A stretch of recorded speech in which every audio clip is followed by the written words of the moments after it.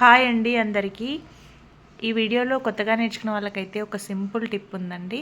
మనం హ్యాండ్స్కి లైనింగ్ వేసి ఉల్టాయించినప్పుడు నీట్గా వస్తుంది అనుకుంటాము, కానీ బ్లౌజ్ వేసుకున్న తర్వాత కింద లైనింగ్ పైన మెయిన్ క్లాత్ పైకి పోయి లైనింగ్ మాత్రం కిందికి వస్తుంటుంది. అప్పుడు కస్టమర్స్కి చాలా ఇబ్బంది అవుతుంటుంది, లైనింగ్ అంతా బయటకు కనబడుతుందని.